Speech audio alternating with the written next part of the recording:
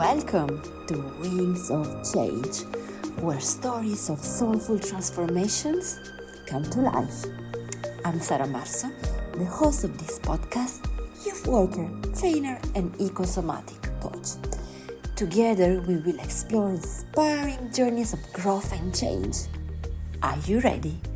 Let's dive in.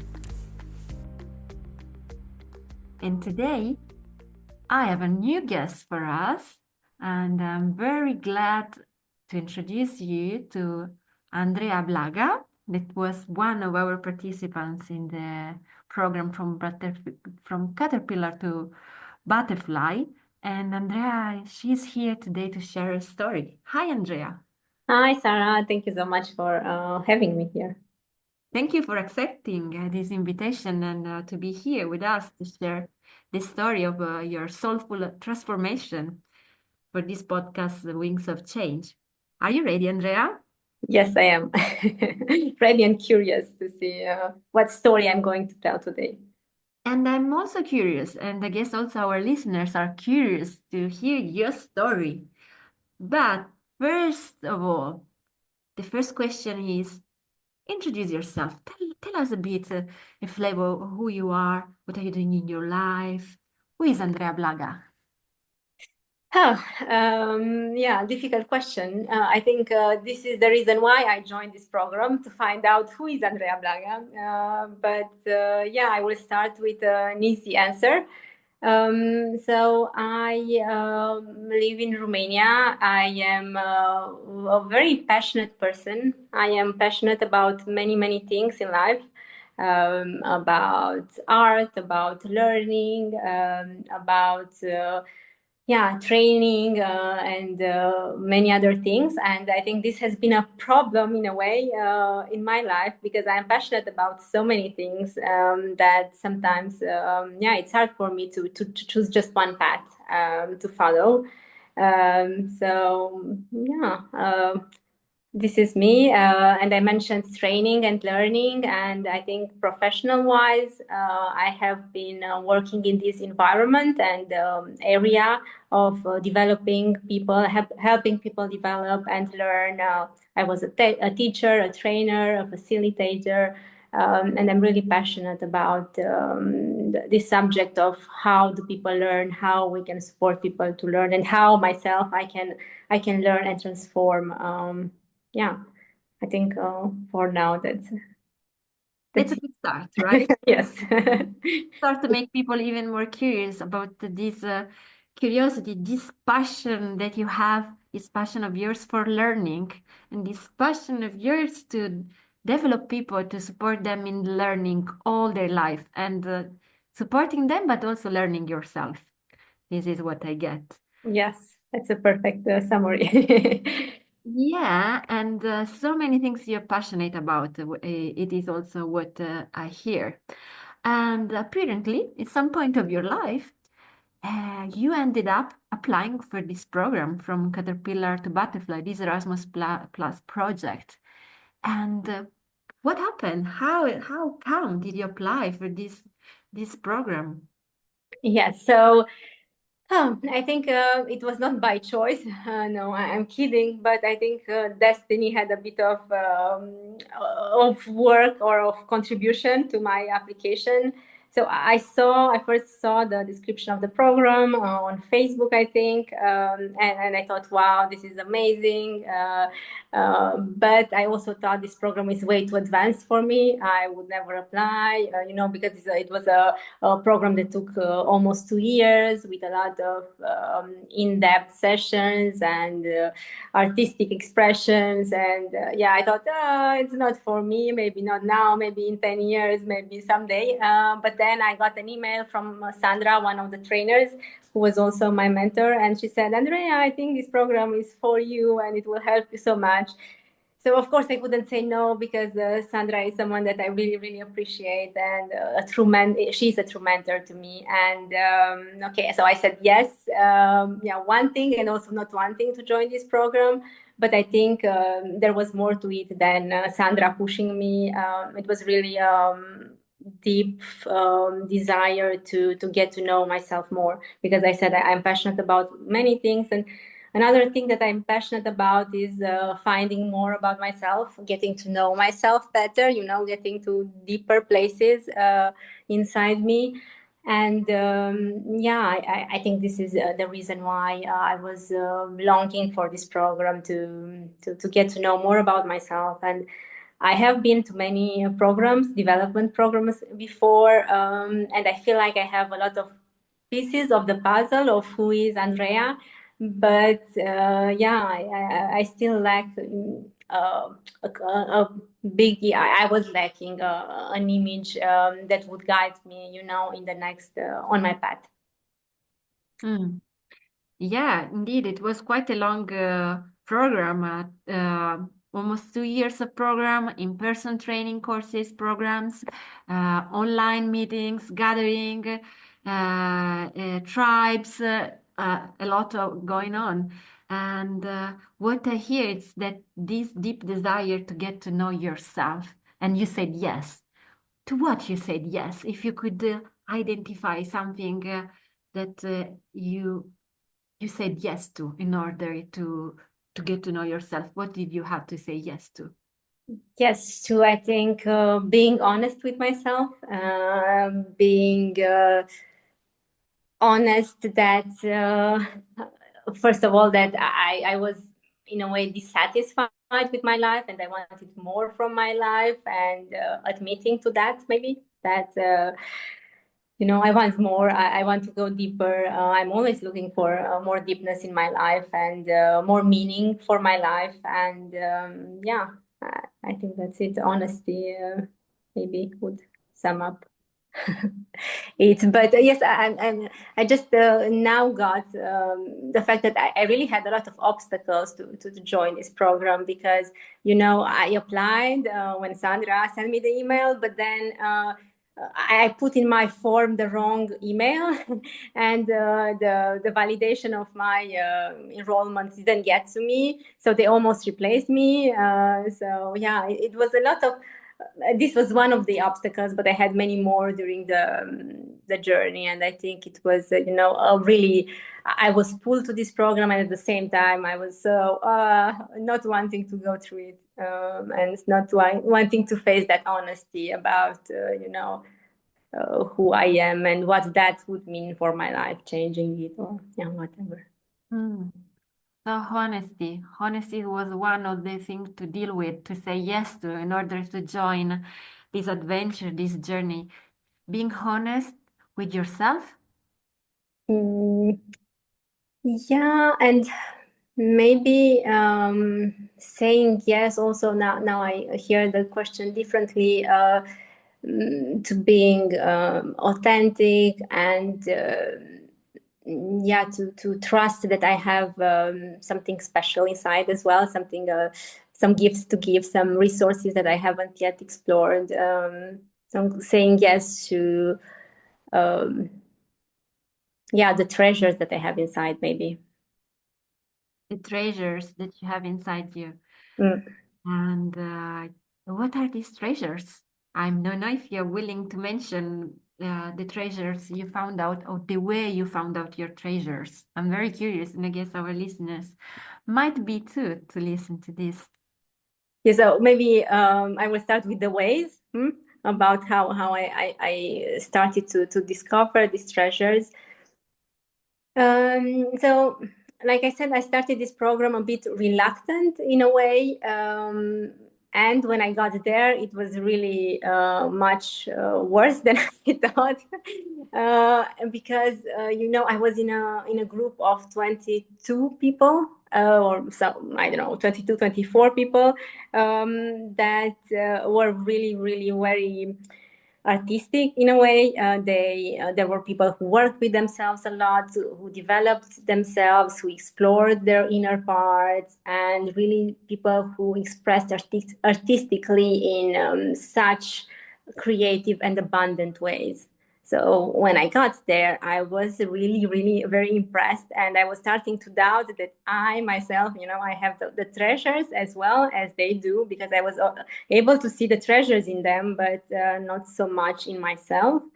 This was really, I think, the red thread for me during this program, and a big challenge to face. So yeah, recognizing that everyone is special and recognizing their gifts, but also being able to see the gifts in myself. And at first I couldn't, because at first I just put a lot of pressure on me. And I think in the first part of the program, I just did that. I was looking at the others, the way they were exploring the activities. And for instance, we had wonders, and after these wonders in nature, people came back having so many you know uh, I don't know, songs or poetry or other forms of self-expressions, very unique, very inspiring. And sometimes for me, these were just okay. Something happened during these wonders. I had some ideas, but it was not, I didn't feel that it was something special. So I was pushing myself so much to try to be maybe more like the others, to try to, write good poetry or whatever that means. And to yeah, I think that was it. The first part of the program, I put a lot of pressure on me to live up to the others, because I felt like I wasn't there, and in a way I wasn't belonging, and it was an accident that I was there, and all of that. And I almost dropped out after the first program because of this, because I found it really hard. And then for some reasons, I kept going every time I wanted to drop off. And one of the colleagues from the program, he had a bet. He said, "I don't think you will finish this program," because I had so many, hesitations, and yeah. But in the end, I stayed, and I think the first time when I had a breakthrough was in the second part of the program. We were supposed to write a letter, the most difficult letter we could write, explaining to someone important to us why we are doing this program. And I wrote the letter, and I didn't really feel like it was something very special that I put there. And I was seeing everyone around me, everyone was crying, writing the letters, and they looked also inspired. And I was, okay, again, another task that I cannot perform as well as the others. And then we went together. So we were out for this activity, and then we went together in the room with everyone. And the trainers asked us to read the letters out loud. And of course, I felt terrified to do this, because I really felt that my letter was, I don't want to use bad words, but it was really something very superficial, not deep enough, not artistic enough, not whatever. And then I was hearing my colleagues read their letters before me, and they were, for me, so deep, so profound, so deeply human. Yeah, I don't know, deeply touching, maybe. And yeah, my turn came, and I was looking at my letter, and I really had this feeling that I cannot read that it's, yeah, all that I mentioned before, that it's not good enough, etc. And then I just I said, at first I said I won't read it, that's it. But then something switched. I don't know why, and I don't know what happened. But I said, okay, I will read it.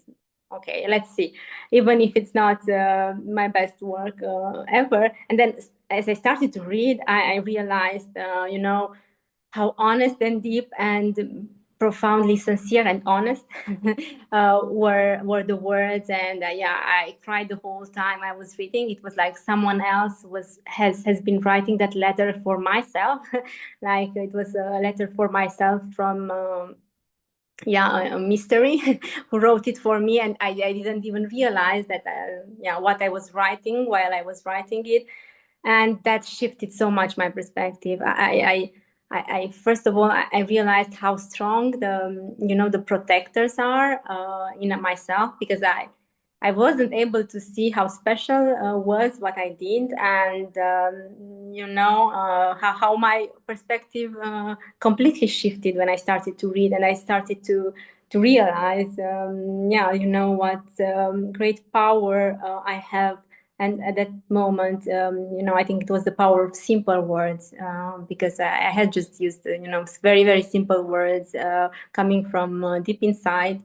And yeah, I was worried that they were not metaphoric enough or poetic enough. Yeah, just to mention, I studied literature, and yeah, maybe I compared my own writing with other writers that I really admire. And yeah, but then I saw the power that simple words could have, and my words could have. And yeah, I saw other people crying, and then people came to me after and said, "Oh my God!" And how could you say this was superficial? And yeah, so that was a big breakthrough when I realized that. Yeah, I have gifts as well, and even when I think I don't, and even when everything in me saying me you don't have what it takes to make it, you are not like the others, yeah, I realize now that I can recognize now those voices that are protecting me, and I can say, okay, I hear you, but I had this experience back in Cyprus, which shows me that yeah, I'm able to do more than I think I can do, or you protectors think I can do. So I will take a shot. So it was a, yeah, I think a life changing in a way experience for me. Mm. Yeah, please. Wow. I talked for a long Oh, time, right? no, so much to share. So precious you're sharing. Thank you, Andrea. Yeah, it sounds like there were these challenges, these obstacles, this not feeling enough belonging, and so on. And then at some point, the way you turned around this, you shift perspective, and somehow this honest, sincere simplicity, uh, these simple words touch your touch others, but touch yourself. And I perceive like the inner conversation, the inner dialogue some point totally switched, totally shifted. And I perceive another presence of someone that can listen to all voices there and hold the space for these voices and be there and be proud of each voice, be compassionate and understanding and accepting towards every voice that is in yourself. And this sentence you said, I have gifts as well. And it's amazing to hear, I have gifts. At the end of this process, at some point, you are acknowledging to yourself, I have gifts. Yeah. How wonderful. So thank you for sharing these moments. Yeah, it was, and it wasn't easier after. So I had this experience and I often turn back to it. Like you said, it was changing and allowing me to see things that I couldn't see before, and protectors that I didn't know before, and now I know, and it's easier to see them. But it was still a struggle until the very end of the program. And yeah, there was maybe one more bigger moment like this at the end. I don't know if you want me to tell you about this now. Yes, please feel free. You go with the flow and share the meaningful moments of your path. Yeah. So this was the first one in the second program, and in the last program, in the third one, we were supposed to show up, yeah, and to express in an authentic way our journey through this program. And this felt like a huge challenge for me. And we were also, yeah, scheduled to do this embodiment of our journey throughout the 8 days we were there. And I was on the last day of the program, so I had to witness all my colleagues before me embodying in a very artistic and authentic way their own journeys. And again, I felt really, really overwhelmed. I mean, I was there with people who are, yeah, I don't know, I don't have the words, but for me they are true artists. They are the archetype of the artist that can go deep inside and make something unique out of their experiences and out of their pains and journeys and obstacles and whatever they have inside. And yeah, again, I felt very, very, very impressed, and I had a lot of voices in my head, a lot of protectors, saying that yeah, I won't be up to their level. That yeah, the same stories, but a lot of them. And besides these critics that I started to recognize at this point, there were other voices that, in a way, were making me. It was so loud at some point in my mind that I couldn't really know what I wanted to do, because I questioned everything. I wanted to read some poetry. I said, yeah, but this poetry, you already read it, it works, it's something easy that you will do. So this was just an example, but every single thing that I wanted to, I tried to, yeah, to think about was, I was doubting it. And besides that, I really, how to say this, um, I'm used to, because I'm a teacher, I'm a trainer, and I'm used to being prepared for something that I do. I'm used to perform. I'm used to having my lesson ready before the course and having control of everything, knowing what's going to happen. But here I was supposed to show up in a very authentic and spontaneous way as myself. And I think, yeah, this is the thing that I said yes to as well, the honesty with myself. And I found it really, really hard not to be prepared to control everything. So there were all these dialogues at the same time going in my mind while I was trying to witness my colleagues and being impressed. And yeah, what happened? I think I got so tired at some point of these voices that I decided that I won't do anything. I will go there and see what comes up. Maybe for me, writing is a natural thing, and I decided I will go there. So we had 20 minutes for this exercise, and I said I will go there and I will write, and because this is something natural for me to write. And then in that morning, we were supposed also to have a spot chosen that represents us and our journey, but I couldn't find the spot because I didn't know what I wanted to do, and because of all the voices. And then in that morning, I just went, I gave up. I didn't know, I didn't think I will find a spot that speaks to my soul, that is a reflection of myself. I didn't think I would find anything. So I just gave up on hope in a way, and surrendered to whatever will happen. And I think that was a big turning point. And at that point, I really found a place that I couldn't see. So I was there for 7 days, and I was walking all around the grounds, wandering for activities. But that was the first time I found this place. It was a kind of a orchard, very natural, with birds singing, and with these stacks of hay, I think. So it felt really simple, really natural, like the letter, simple and honest. And then I just created a circle out of this haze spontaneously, without thinking. And then when I saw the place and that I had created a circle for us to sit in, and everything was so organic and natural, I just said to myself, this place is, it invites me to write, to say a story, because it's a circle around the fire, like where we as a community come together to say our stories. So, then it happened, and then the story came to me, because during the program, I started to write a story. At some points in the program, I had some flashes of a story, of my story, as a myth, or as a, maybe kid's story, I don't know how you say that. But yeah, so that story came to mind spontaneously, and I decided, okay, I will say a story.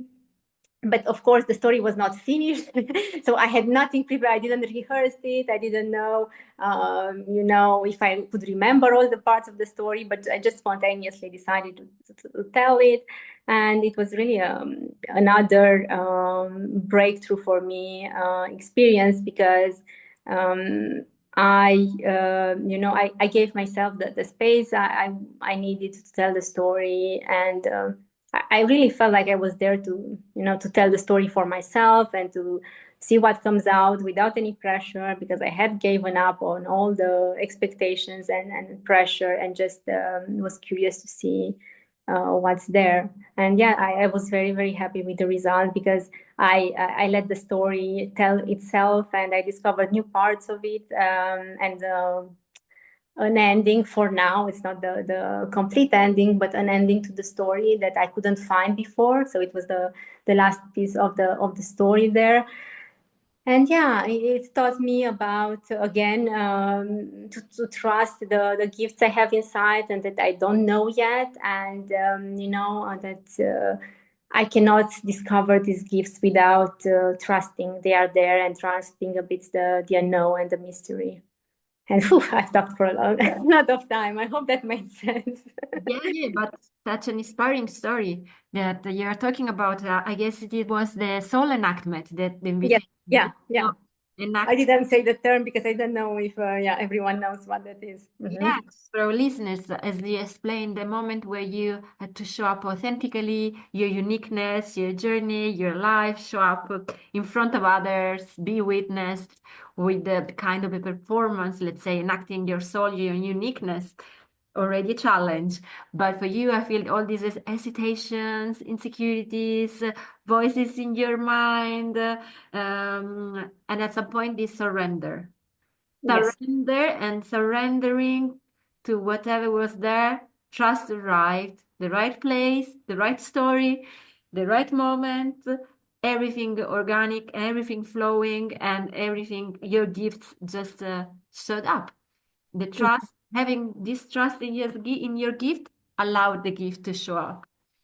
And how beautiful to share that even if it's not clear in your life what you want to do, trusting the mystery, as you say, or the fact that we have gifts, as the poem say, you have gifts and you have to give them away.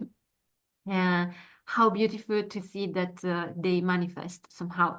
They show up when it's the moment, and you create the space for this. Yeah.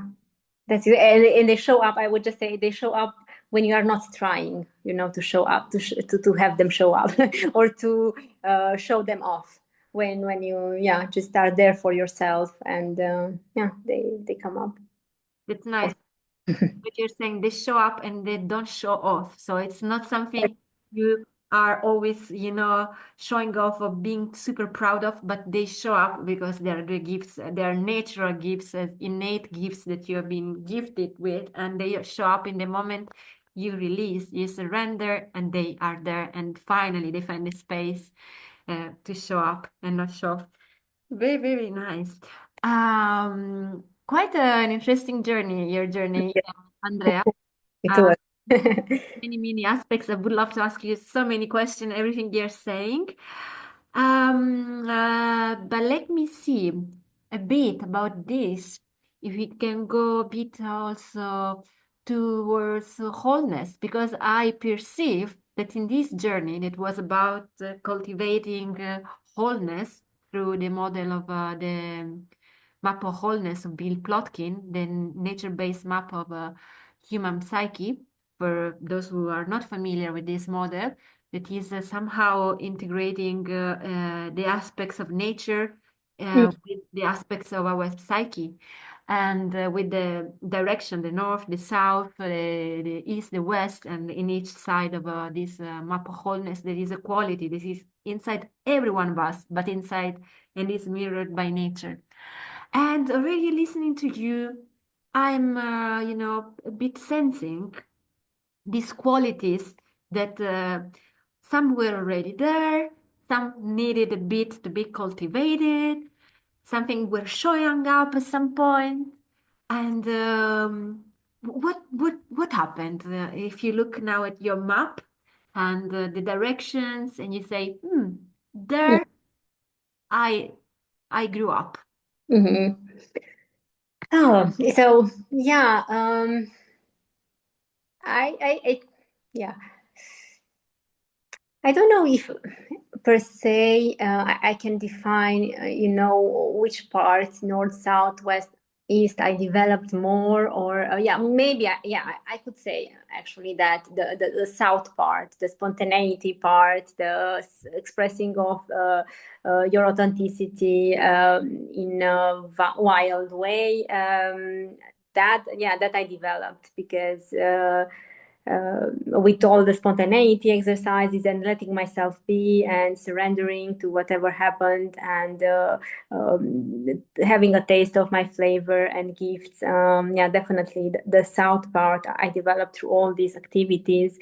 But I think that the bigger breakthroughs were with the sub personalities, and I don't want to get into the details, but yeah, the sub personalities are protectors that we have, which are also connected to the 4 points of the map, and I really got to get to know these protectors very well, to recognize their voices, to recognize how it feels in my body when they are there. And for instance, the loyal soldier is a protector that tells me you don't have to do this, you can drop off of this program, you have so many achievements, you have a PhD, you've studied so much, you are tanana, you are a teacher, a trainer, and you don't have to do this exercise to whatever reason you are good enough, or other, or things like you are not good enough because look at the others, you will never be as artistic and all of that. So I got to recognize this kind of speeches, and maybe I think Sandra said this at the end of the program, that I managed to give them different jobs because I said, okay, so I'm here. At some point, I said, I'm here and I'm listening to all these great stories of these people that I admire. And I considered myself as a journalist. I said, I like stories. I'm here to not as a participant, but as a journalist. And I will go back into the world and bring the stories of these people's transformation and artistic revelation, and in a way that calmed them. So I gave them different roles instead of saying, okay, I protect you because they are so great. I am impressed by them, and I will take the stories and do something with them. So I don't know if that made sense, but yeah, I think I worked more with these voices and sub personalities and protectors, but also yeah, developing the map, and I still do it today. I try to connect to all the parts in the map, and I try to find a symbol every day for the north, the south, the east, the west. Not every day, of course. I would like to do this every day, but I mostly do it when I need it because I have yeah, something important coming up.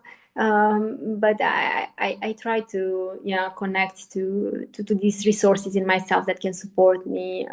And for instance, the north, just to give an example, I have a stone that looks like a female figure that I use as a symbol for the north, and I connect with this image of a mother. And I remember I was once in a plane, and there was a mother with a kid near her, and the kid was crying for the first time, and he was really, really scared, and she was holding his hand and explaining the whole time, you don't have to be scared, this is what's going to happen, I know you are afraid. And I just connect to that that image of the mother explaining to the kid, when he's afraid, what's going on, and to yeah, to connect to that, and then to apply that with myself. So, and I do that with all the four figures. I find a symbol and I try to connect with an image that really resonates with me, and bring it to mind, and have it guide me in a way. Wow. So Talk a lot. not to Sorry. say, it's good because you have a lot to say. So the journey embraced this process of integrating and dealing with these protectors, as you say, subpersonalities, for using the terms of Bill Plotkin.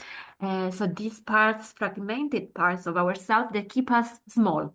Either you are enough for this, too good for this, or you are not enough for this. So this dance with these voices, and how beautiful that you found a way to give them a new role, a new job in your psyche. So even rewarding them for the way they were there, protecting you for the life you had, and the role was to protect you when you needed to protect, you be protected. And how beautiful how then you moved into wholeness and cultivating, all these other qualities that are supporting you in thriving. I dare to say, in expanding, in becoming who you are, and in cultivating.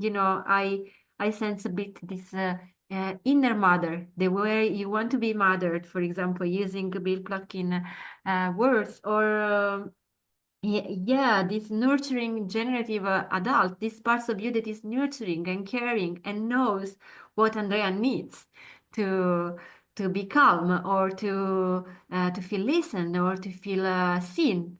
And how beautiful it is to listen to you after the program that you had for these two challenging years together. How does it feel Oh, how does it feel to? to have been through all this so far?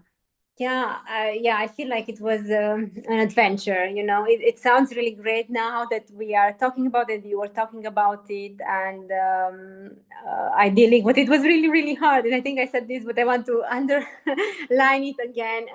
It was a true exploration. Like a hero's journey in a way.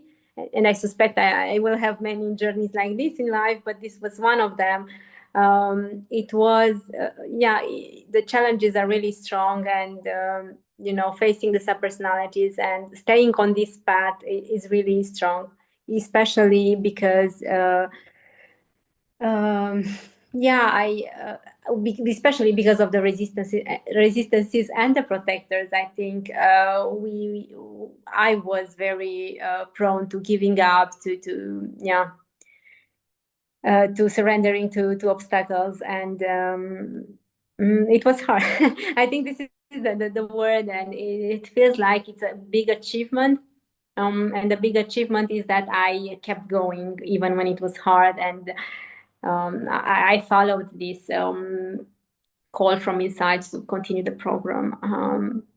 But it was, yeah, very, very challenging. And but I still encourage everyone to go through this journey. I mean, it's extremely rewarding. But it's not the fairy tale story of you just going and learning about the wholeness and learning about the subpersonalities and then magically becoming whole.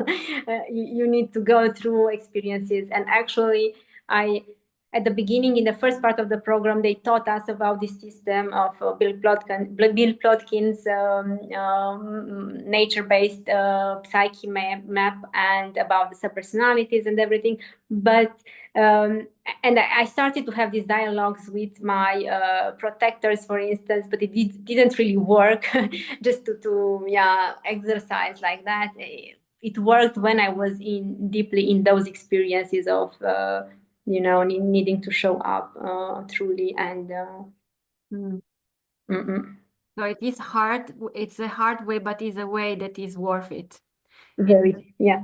is worth it, walking this path. I mean, before you were saying at some point I wanted to give up, and now listening to you, it was hard, but I've done it, and I perceive this sense of satisfaction, of I don't even know. Maybe you can say a word of yeah, I made it. Yeah. It's hmm. Yeah, I had an idea now. I lost it for a moment. Can you repeat maybe the question, and that will jog up so awards for? Yeah, the idea was like I felt that was hard, and somehow I felt satisfaction in your words. But I'm asking you if there is something else, if this is the word satisfaction at the end, or if there is any other emotion there that you felt at the end of this journey. I feel like there is no other way. There is no other way to live life than to go through this journey. Yeah, it's it's essential and fundamental. I don't want to live my whole life making myself small, or constantly having to surrender to these voices. And I want to discover what I can do, and it's the only way, I think, for me. I didn't find any other way until now. Maybe there are some other magical, more easier ways to do this inner work and inner discovery, but this is the only way I discovered so far. And but it's life. Yeah.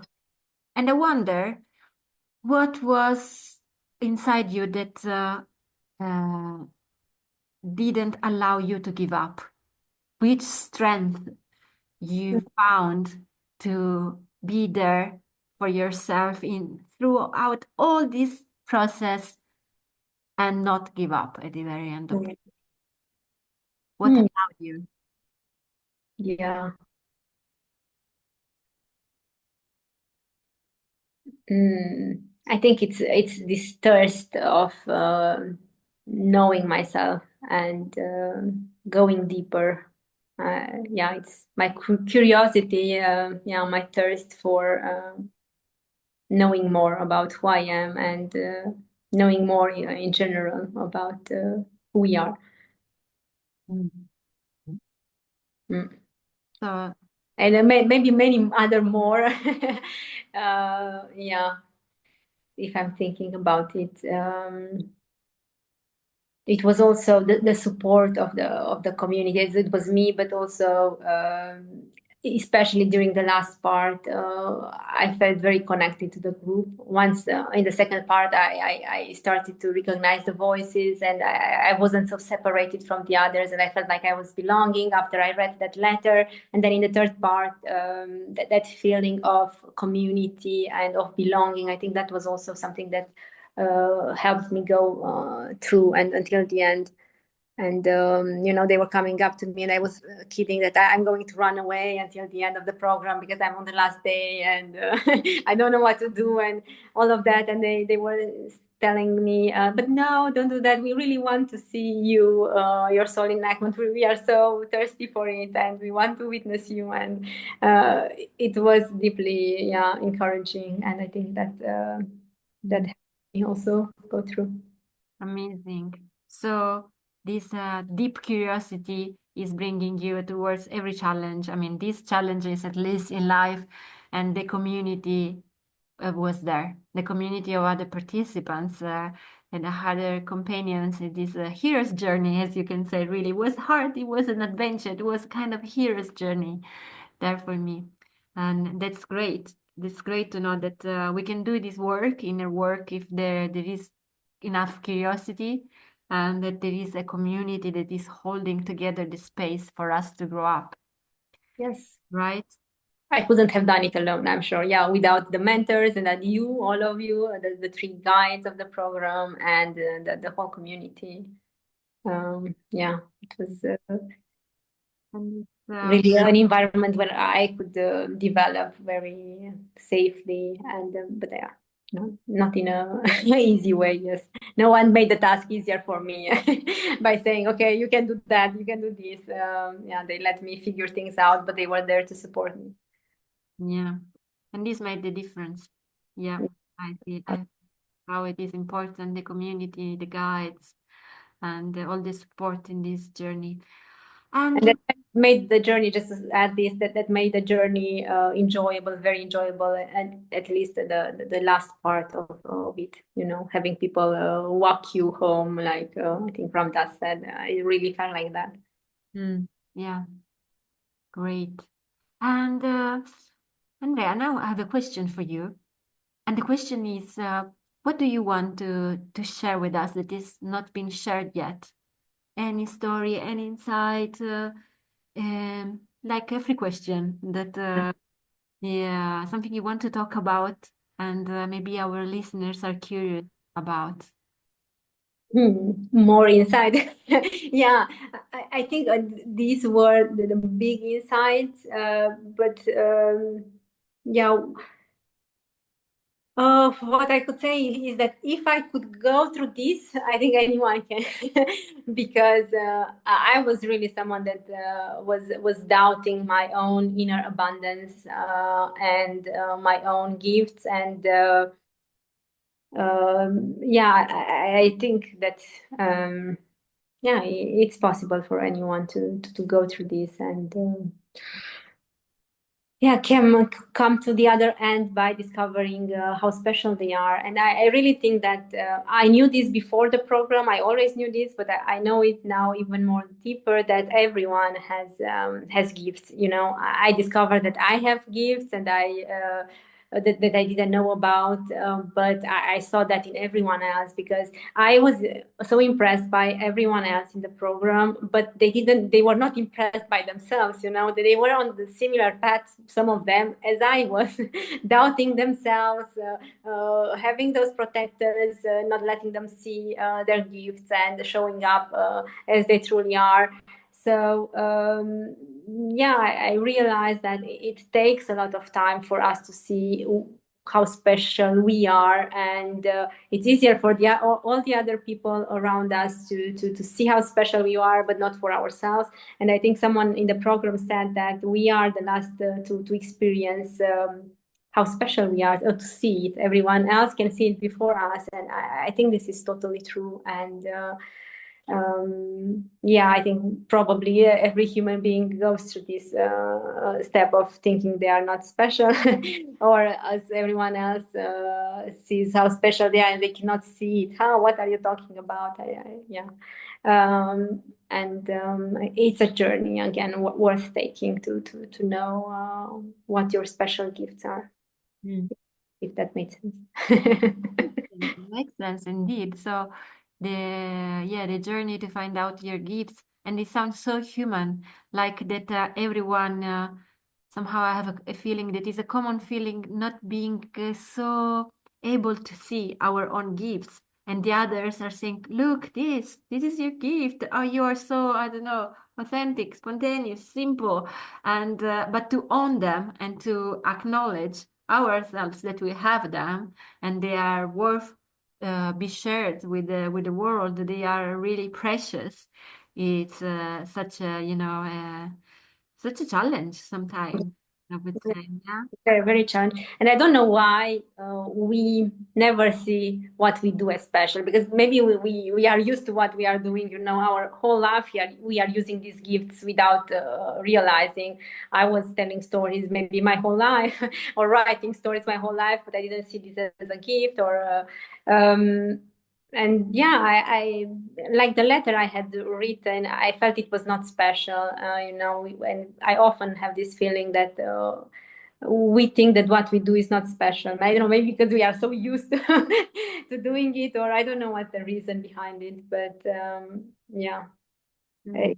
but there are these moments when you realize that you too are special and you have something to offer that's uniquely yours. Mm. Yeah, very great.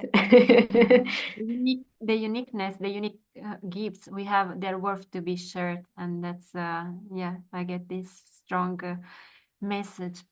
And yeah, talking about these gifts, the way to cultivate wholeness of personalities.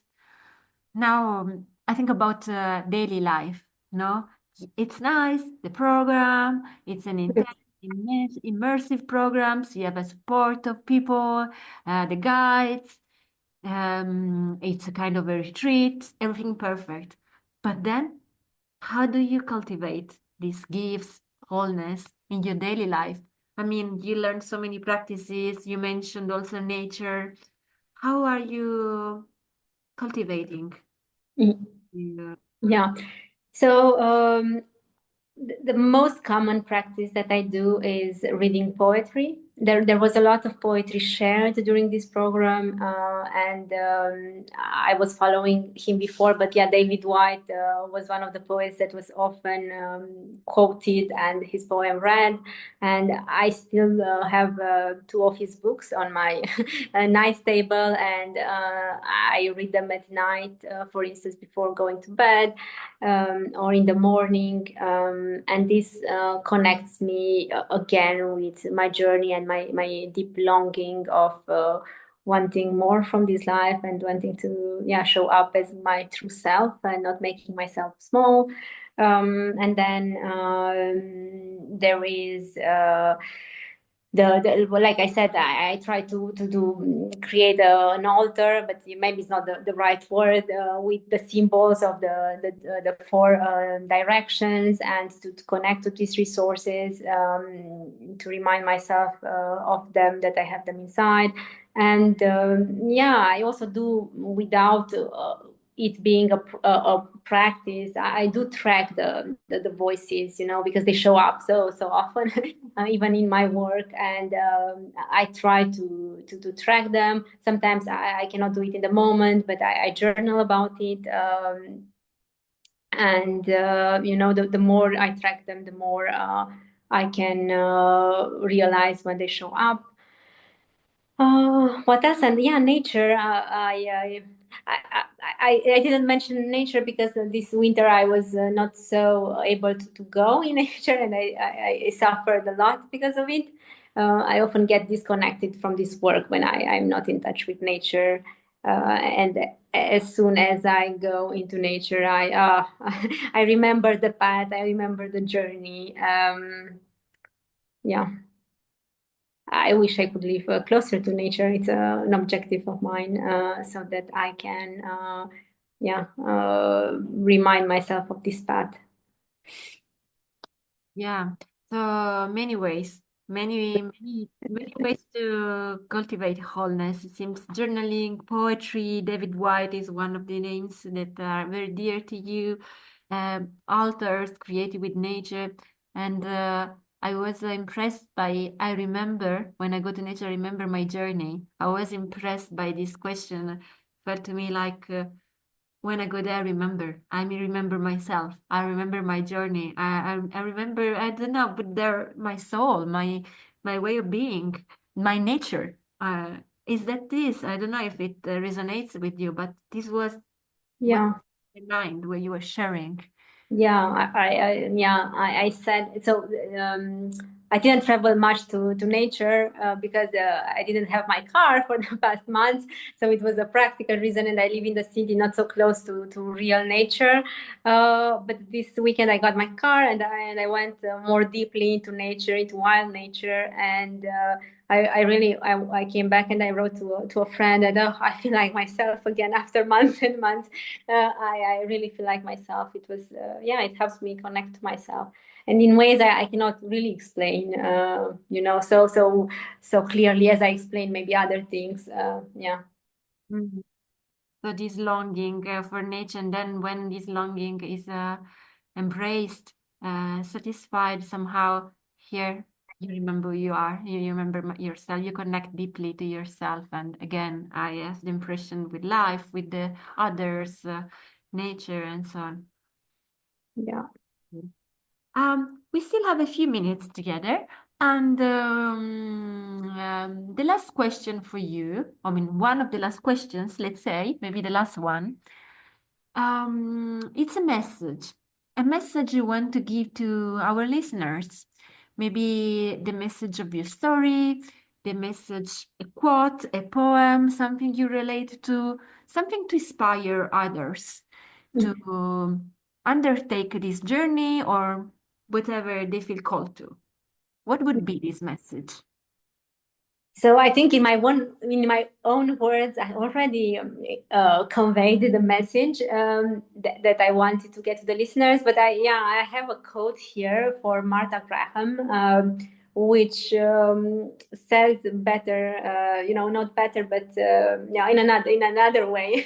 What I was trying to convey, there was a protector there trying to say to tell me that Martha's job did a better job than myself. So yeah, maybe I will read this. It's a really long passage, but yeah, I will start maybe and see how it goes. So, there is a vitality, a life force, an energy, a quickening that is translated through you into action. And because there is only one of you in all of time, this expression is unique. And because there is only one of you in all of time, this expression is unique. And if you block it, it will never exist through any other medium. At the end, it will be lost. The world will not have it. It's not your business to determine how good it is, nor how valuable, nor how it compares with other expressions. So it's not your business to determine how good it is, nor how valuable, nor how it compares with other expressions. It is your business to keep it yours clearly and directly, to keep the channel open. So it is your business to keep the channel open.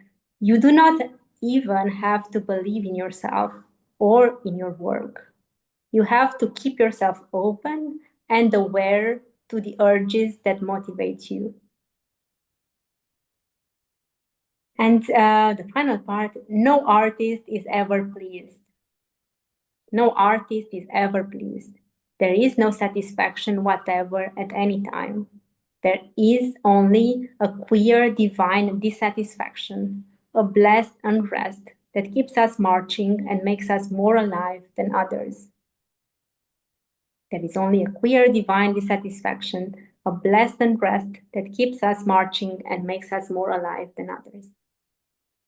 It makes us more alive than others. This vitality, this life force, this uniqueness, this channel that has to be opened, and no artist is ever pleased by their work, but still they do the piece of art. Yeah. Wow. That is with me often. No artist is ever satisfied, never pleased. Yeah. Yeah. Mm-hmm.